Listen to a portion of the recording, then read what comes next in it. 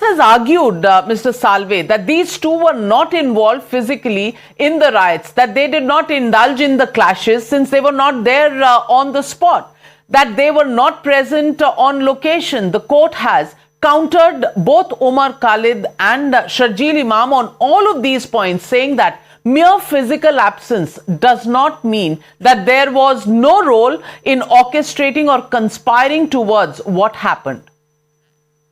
Was Dawood Ibrahim present when the bombs went off? What is the, remind me of the name of the Pakistani whose brother was killed in Operation Sindoor? Masood Azhar. Yes, Masood Azhar. Was he present when Kasab and Mahmood Azhar, was he present when Kasab and that gang attacked Bombay? Who's more guilty? The ones who indoctrinate, plan, arm, and unleash terrorists, or the terrorists themselves? And how do you say that if you have to kill the snake, you have to cut its head off? And these are opposite analogies here. So the court has rightly considered this prima facie to be very strong. A message has gone that if this is the nature, the court takes these allegations extremely, extremely seriously. Critics of the order, as well as those who have defended Umar Khalid and Sharjeel Imam for all of the 5 years, have repeatedly emphasized that bail is the rule and jail is the exception. And you've held that view several times. But the Supreme Court should follow that principle, is what critics now are saying. How would you respond to that argument? The prolonged incarceration, they argue, before trial is a violation of rights. So let's deconstruct it. Bail is the rule. Jail is the exception. Is very sadly, it's a salutary principle, and very sadly, the Supreme Court has drifted away from it. But that's a discussion for another day. There are certain laws where jail is the rule, bail is the exception.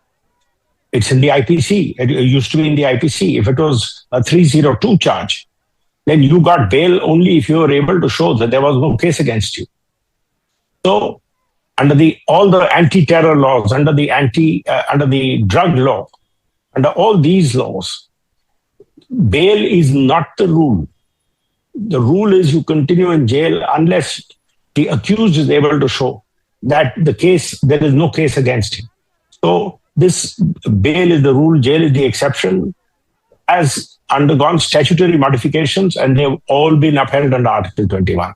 So let's start from there. So this rhetoric doesn't get you anywhere.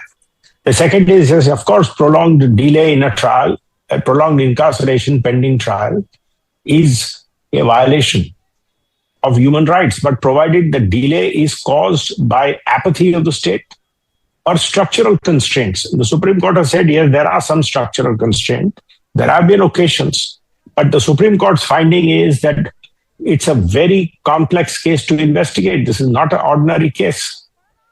It's a very complex. There are a large number of actors to separate the grain from to separate the grain from the chaff. As required the police, I was seeing the dates. The incident happened in February. By November, the first charge sheet was filed.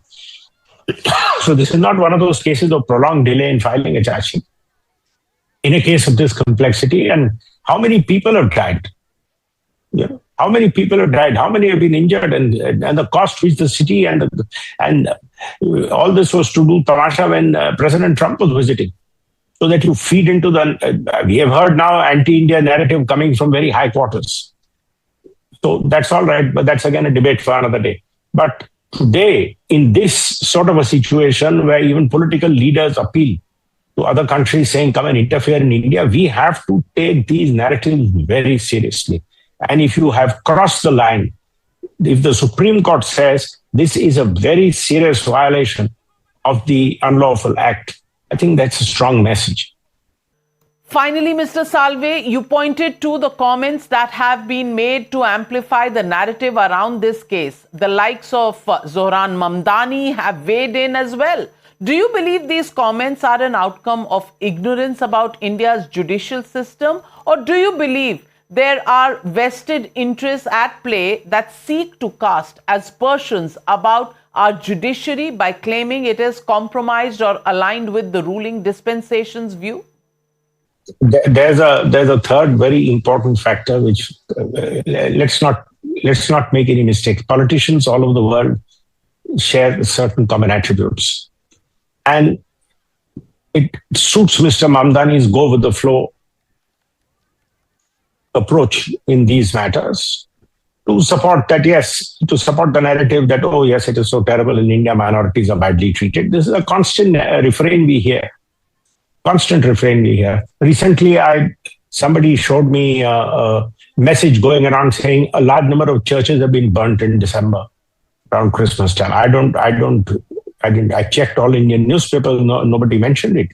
So these kind of things go on today, and this kind of narrative goes on. And then you have friendly senators whom our own people cultivate, who all the time raise issues in the US Senate against India. So there is an attempt to build a narrative. And then finally, don't ever underestimate the American deep state and what they have done in our neighboring countries. So it's Mr. Mamdani, it's not for me to comment, but it's to me, if he talks about my country, then I will say, yes, he's going with the flow. It suits his political narrative to say all this. And does he care about the truth of what he's saying? No, he doesn't. Thank you very much, Mr. Harish Salve, for joining me here on Times Now.